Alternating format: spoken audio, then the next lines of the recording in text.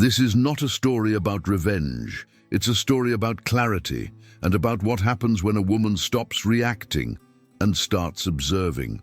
For a long time, I believed that understanding someone meant justifying everything, justifying delays, justifying silences, justifying changes that never came with clear explanations. I was always good at that, good at giving the benefit of the doubt, good at softening strange behavior, good at turning discomfort into patience. And he knew it. My husband used to say he admired my calm nature. He said I was mature, that I didn't create problems where none existed. What he never realized was that my nature wasn't naivety. It was trust. And trust, when poorly managed, becomes fertile ground for deception. Everything began to change almost imperceptibly. No dramatic signs, no suspicious messages left in plain sight, no unfamiliar perfume or obvious marks. It was subtler than that. He started coming home a little later, always with an explanation ready, always coherent, almost too coherent. Meetings that ran late, unexpected traffic, a co-worker who needed to talk. I listened, nodded, served dinner, and followed the routine. Until one ordinary night, something inside me didn't follow my automatic smile.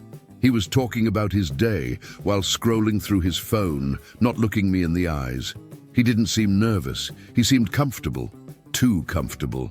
I placed the plate on the table, and for the first time in years, I didn't ask a single question. Not because I didn't want to know, but because I wanted to observe. The silence between us felt strange, not heavy, curious. He kept talking, filling the space by himself, over-explaining, detailing the irrelevant. That's when something clicked. Innocent people don't feel the need to convince. That night, after he fell asleep, I went to the living room and sat on the couch in the dark. I didn't cry. I didn't feel anger. I felt clarity. I took an old notebook from a drawer, forgotten for years, and wrote the date at the top of the page. Below it, just one sentence. Pay attention. It wasn't a plan. It wasn't revenge. It was a commitment to myself. In the days that followed, I kept everything the same on the outside. I remained polite, attentive, calm. Inside, I started noticing things I had once ignored. The way he turned his phone when I approached. The excessive care with his appearance on ordinary days. The way he avoided making medium-term plans. Nothing screamed betrayal, but everything whispered dishonesty. In a casual conversation, I mentioned a restaurant we used to go to often. We haven't been there in a while, I said. He hesitated for half a second before replying. True, one of these days. Half a second is nothing for someone who isn't watching. But it's everything for someone who has decided to see. That night I wrote in the notebook, avoids plans, avoids details, avoids the future. There was no pain in those notes. There was lucidity. I realized how long I had been trying to be understood, explaining my needs, explaining my feelings. And there I was, facing someone who chose not to understand. That was the moment something truly changed. I stopped explaining. I stopped justifying what I felt, stopped translating my silences, stopped adjusting my reactions to preserve peace. Not because I wanted conflict, but because I understood that peace built on ignorance is not peace, it's postponement. He thought I didn't understand what was happening, thought I was just patient. What he didn't know was that I was only beginning to observe. Once I decided to observe, everything became clearer. Not because he changed, but because I stopped distracting myself by trying to keep everything comfortable. Patterns don't appear suddenly. They repeat themselves with small variations, as if testing our attention. And for a long time, I failed that test. Not because I lacked intelligence, but because I had too much good faith. I began to notice that certain days always came with the same excuse. The same hours, the same delays. Tuesdays, for example, became strangely predictable. He came home later, always wearing that carefully crafted look of tiredness, never exhausted enough to avoid conversation, never available enough to suggest something together. Long day, he would say, dropping his keys on the table. I imagine, I would reply without going deeper. Before, I would have asked for details. Now, I took mental notes. I started paying attention not only to what he said, but how he said it, the way he avoided eye contact when mentioning certain people, the lower tone of his voice when he spoke on the phone in another room, the quick way he ended calls when he noticed my presence. It wasn't fear, it was habit. People who live two versions of their lives learn to switch roles naturally. One ordinary night, while we were having dinner, his phone vibrated on the table. He glanced at the screen too quickly, like someone who knows exactly what he doesn't want to show. "Work message," he said without me asking. I simply nodded. That's when I understood something important. When someone starts explaining without being questioned, they're already defending themselves. I continued acting normally. I laughed when it was convenient, commented just enough not to seem distant, kept the routine intact. His comfort depended on that, and too much comfort makes people careless. Over time, he became less cautious. He started repeating stories, telling the same episode with slightly different details. Once, he talked about a dinner with co-workers. Days later, the same dinner appeared again. Same restaurant, same people, same joke about the waiter. It was almost comical.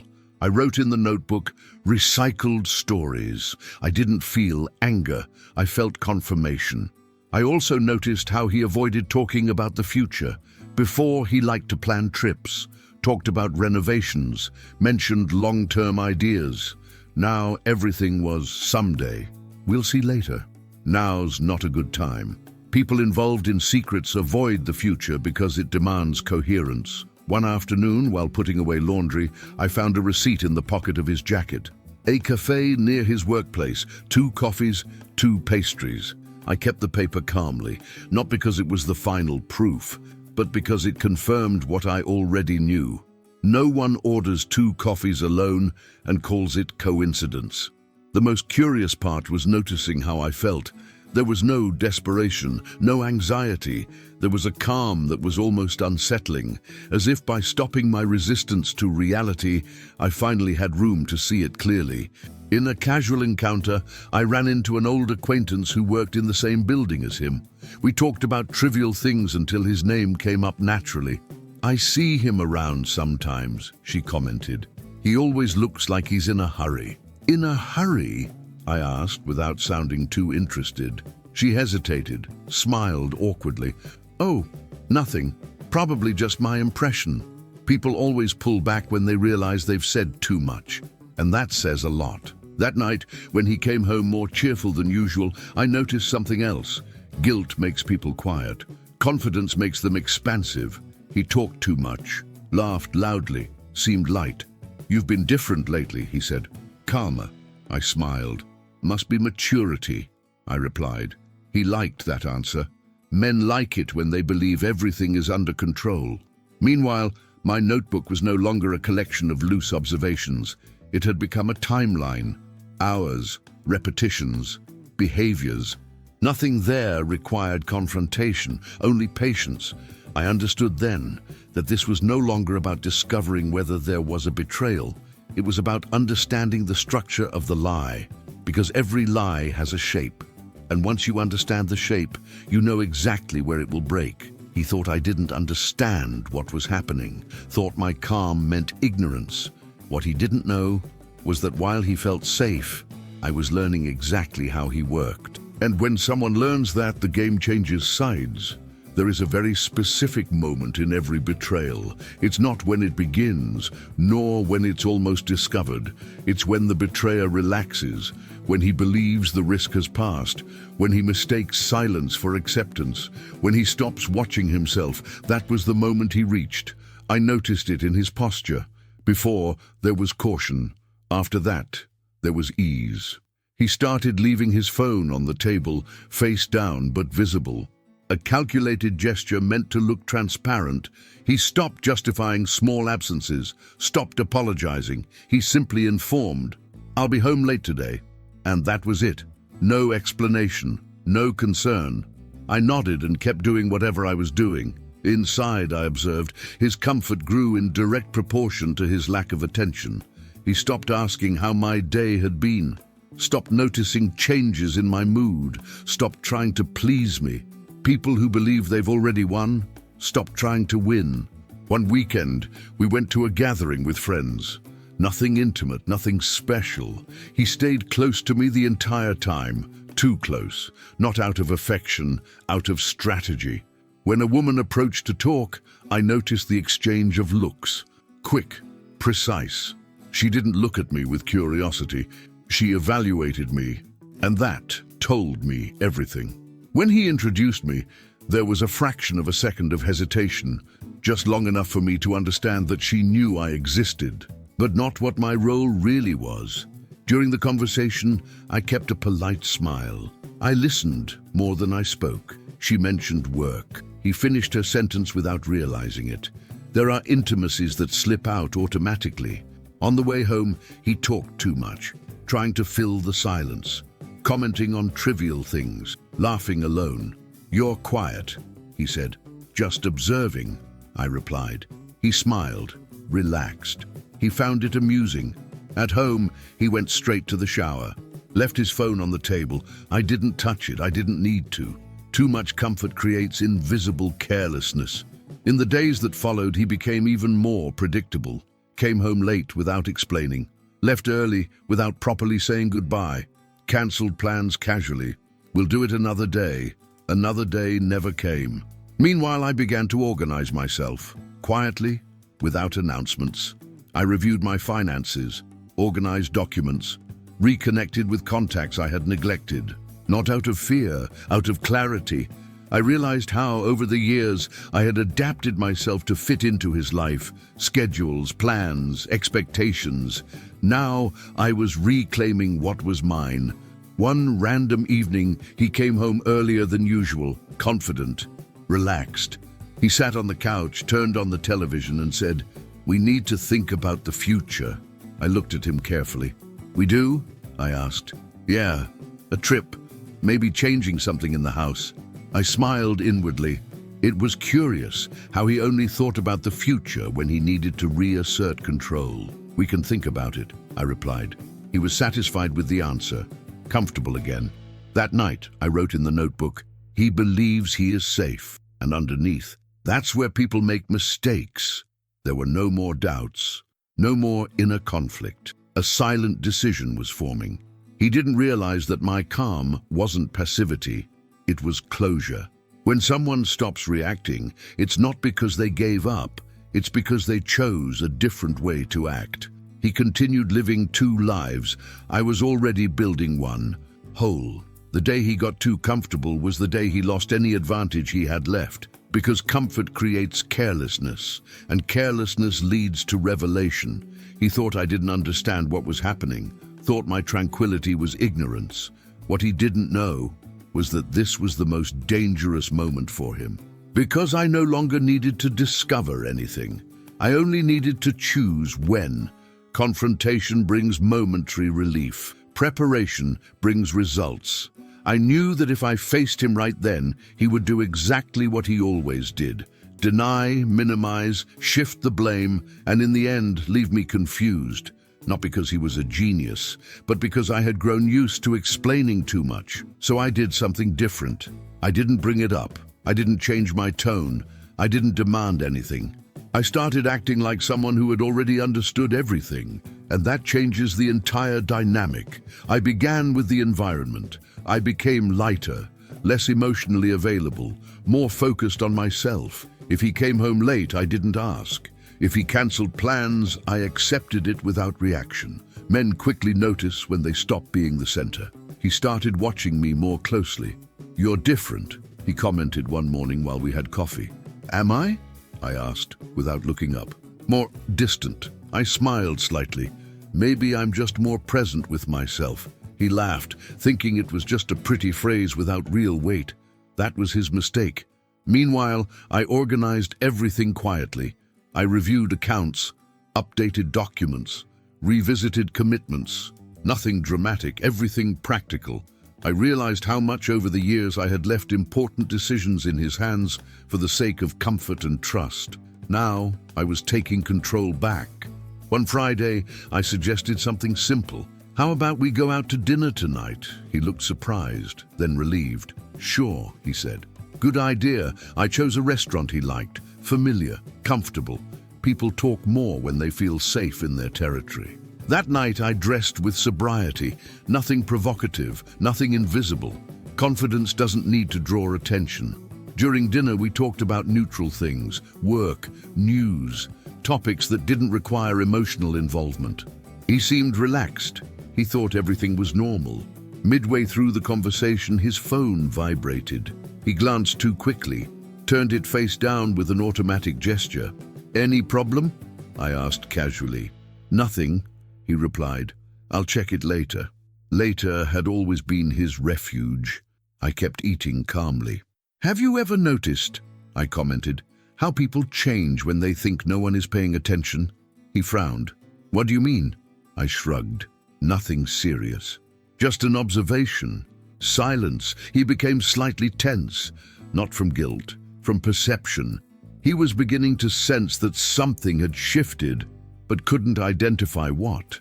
That's the most uncomfortable point for someone living a lie, when they realize the other person is no longer where they used to be. After dinner, on the way home, he tried to regain control. We've been kind of distant lately, right? He said. We should talk sometime. Maybe, I replied. Maybe. The word that promises nothing. At home, he went to bed early. I stayed awake, not restless, focused. I wrote in the notebook, he notices something has changed, but still believes he can manage it. And right below, this is the right moment. Not to fight, not to expose, to let the truth reveal itself on its own. Because the truth, when not hunted, often shows itself more clearly. The next day, I came home earlier than usual. I didn't plan it. It just happened. As I opened the door, I heard voices, a woman's laughter. I didn't rush, I didn't retreat. I walked calmly into the living room. They were there, sitting, too close to be just colleagues. He saw me first. The shock lasted only a moment. It was quickly replaced by something that surprised me, relief. You're home early, he said. I smiled. I am. She stood up, uncomfortable. I think I should go, she said, looking at him. You don't have to, he replied. Everything's fine. Everything's fine. That sentence sealed everything. I looked at her carefully. I didn't see guilt, I saw confidence. She believed the version he had told her. Please, make yourselves comfortable, I said calmly. I won't interrupt. He stared at me, confused. We need to talk, he said. Later, I replied. Right now I'm just observing. That's when the scene completed itself. No shouting, no tears, no spectacle. He thought I didn't understand what was happening. But in that moment, he realized something far more serious. I understood perfectly, and I was already one step ahead. The truth rarely arrives as an impact. Most of the time, it simply confirms what we already knew. That was exactly how it happened to me. I didn't feel shock when I saw them there. I felt something more unsettling, his naturalness, the way he remained seated, as if I had interrupted something legitimate, as if the house was still safe territory for him. This isn't what you think, he began. That sentence again. I looked at him calmly. It's exactly what I think, I replied. She stayed standing, gripping her bag tightly, clearly unsure of which role she was supposed to play in that scene. You said you were separated, she said, looking at me, not at him. I nodded slightly. I imagine. He stood up, nervous for the first time. This doesn't have to turn into drama, he said. We can talk like adults. I smiled inwardly.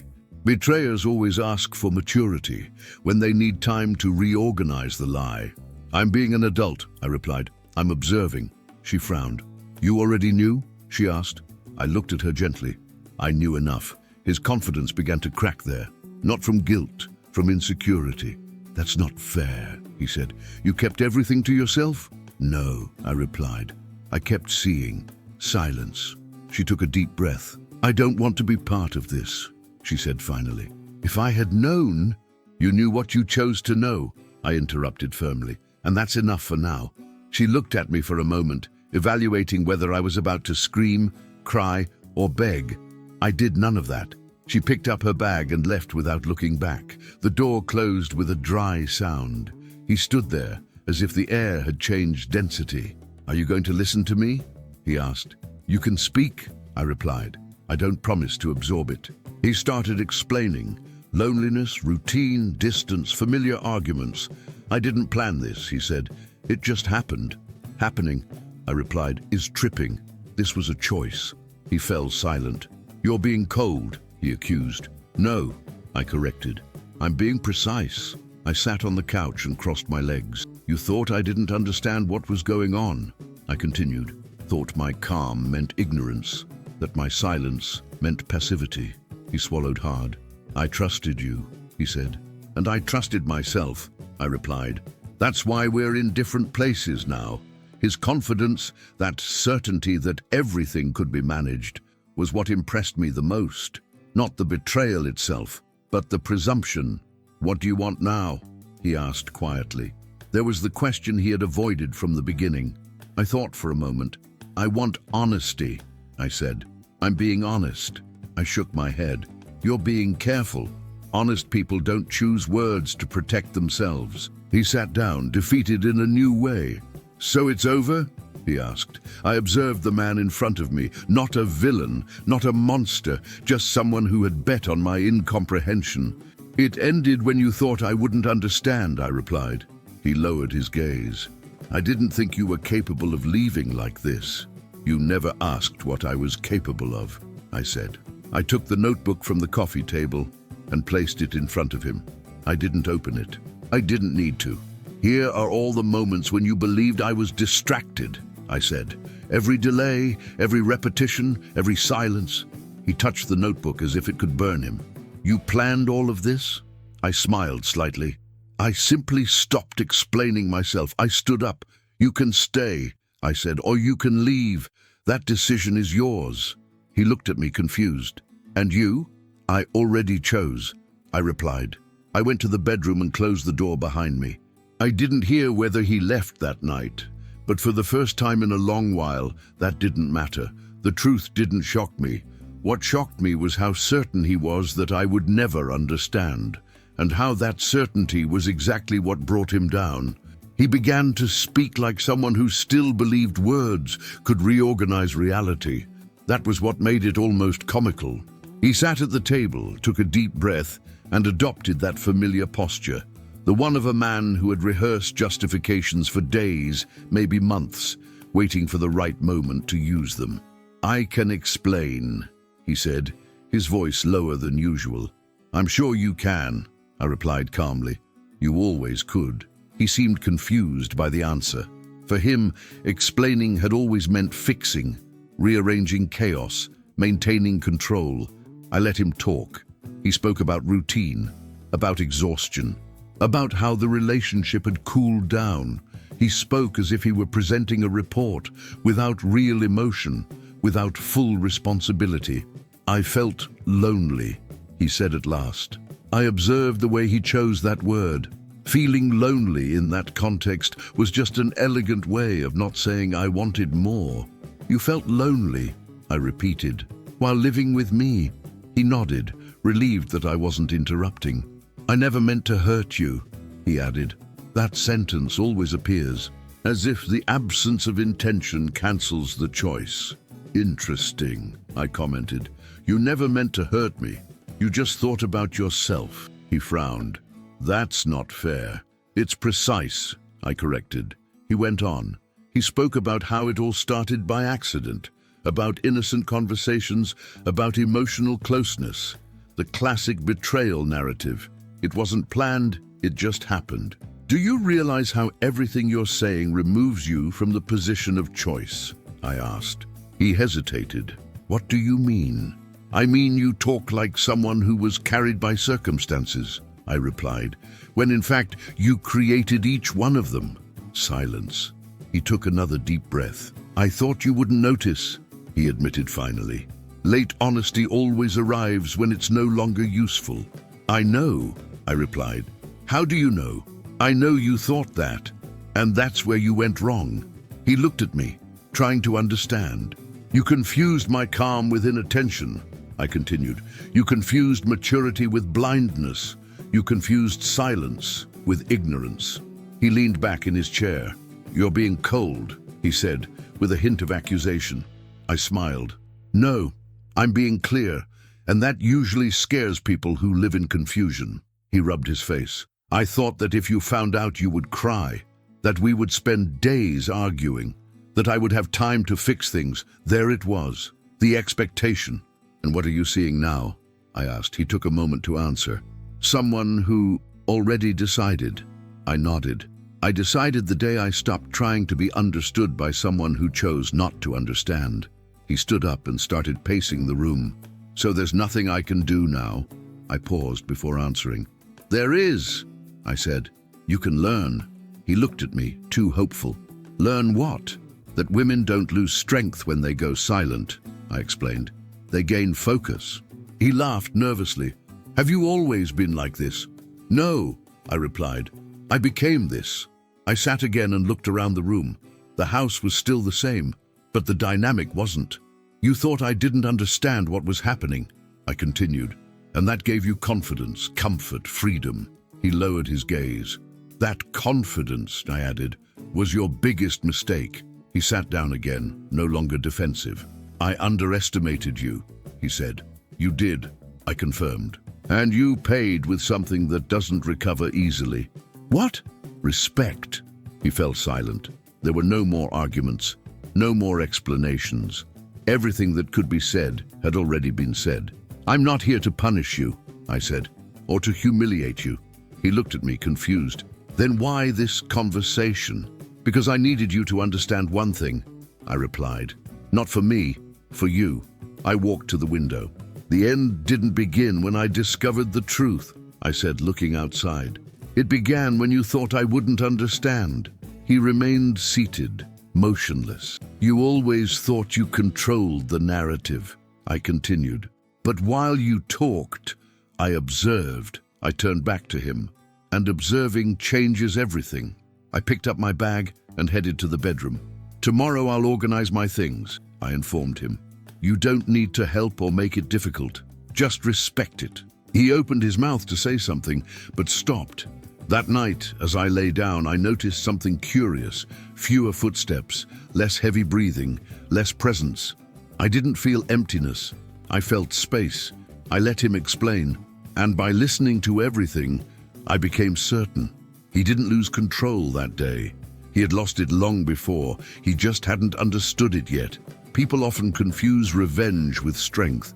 They think winning means hurting, that coming out on top requires causing pain. That victory has to be loud. I learned that it doesn't. Real victory is when the other person stops being the center of your story. The morning after our conversation, I woke up early, not from anxiety, from clarity. He was still asleep when I got up. I watched for a few seconds, the man who, for years, had occupied such a large space in my life. I didn't feel anger. I didn't feel pity. I felt distance. I made coffee, opened the window, let the air in. Everything felt lighter. When he woke up, he found me in the kitchen, organized, calm. We need to talk, he said cautiously. We already did, I replied without harshness. He sat at the table. I don't know where I stand now, he confessed. And that was when I understood something essential. For the first time, he was lost, not because he loved me too much, but because he had lost control. You stand responsible for your choices, I replied. As you always have. He frowned. And us? I looked at him carefully. Us existed as long as there was truth, I said. Without that, it's just habit. He lowered his eyes. You're not going to try to fix things. No, I answered. I'm going to try not to betray myself again. I started organizing my things that same day. Nothing dramatic, nothing impulsive. I chose what made sense to take. I left behind what no longer represented who I was. Clothes that belonged to phases, objects that had lost their meaning. He watched from a distance, unsure how to act. Men don't know how to deal with situations where there's no scene, no shouting, no plea for forgiveness. At one point he asked, "Is there someone else?" I smiled, almost tenderly. "No," I replied. For the first time, there's just me. That seemed to bother him more than any other answer. The following days were filled with practical matters: housing, accounts, routine. I realized how much over time I had delegated important decisions in the name of trust. Now, I was reclaiming everything, without weight, without resentment. On the last night before I left, he tried one final approach. "I know I made a mistake," he said, "but no one throws away an entire story because of one error." I took a deep breath. "I didn't throw away the story," I replied. "I left the place where it stopped making sense." He fell silent. "You're not punishing me," he said. "You're simply leaving." I nodded. "That's what hurts the most, isn't it?" He didn't answer. I closed the suitcase and placed it by the door.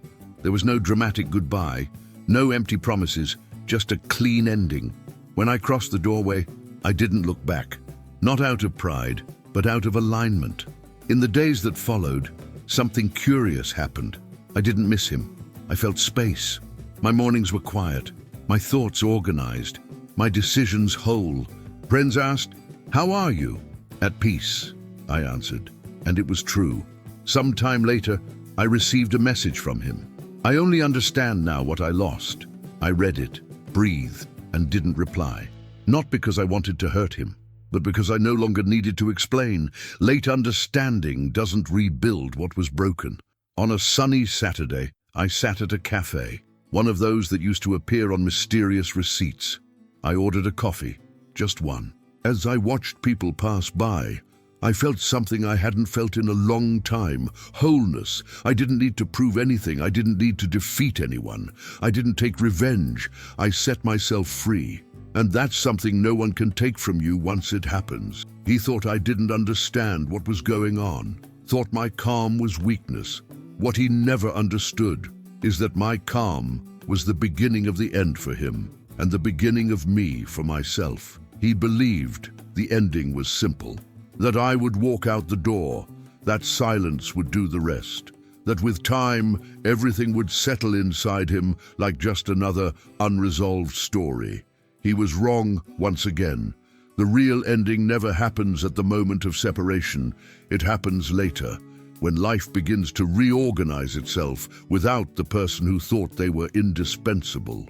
The weeks that followed were calm in a way that was almost unsettling. There were no relapses, no long messages, no nights filled with doubt. There was space, a space I hadn't realized how much I needed. I woke up without that invisible tension I had normalized for years, without waiting for explanations, without adjusting expectations. My days began to revolve around me, not out of selfishness, out of honesty. I discovered that I like walking early in the morning when the city is just waking up, that I like choosing what to eat without negotiating, that I like silence when it isn't weighted with omissions, small things, but deeply revealing ones. Sometime later, I ran into him by chance, not in a dramatic place, not in a scene arranged by fate. It was in an ordinary cafe, the same kind of cafe that used to appear on receipts I pretended not to see. He recognized me immediately. I took a little longer, not because he had changed, but because he no longer occupied the same space in my mind. "You look different," he said, after an awkward greeting. I smiled politely. "I'm more myself." He seemed nervous, out of place, like someone who had lost the script of his own story. "I've thought about you a lot," he confessed. I nodded. "I imagine." There was a short silence. Uncomfortable for him, neutral for me. "I only understand everything now," he said. I realized it too late. I looked at him calmly. I didn't see transformative regret. I saw delayed understanding. Some things only become clear when they're no longer available, I replied. He lowered his gaze. "Don't you feel anything?" I thought before answering. "I feel gratitude," I said, "for having learned before losing myself." He didn't know what to say, and for the first time, that wasn't my problem.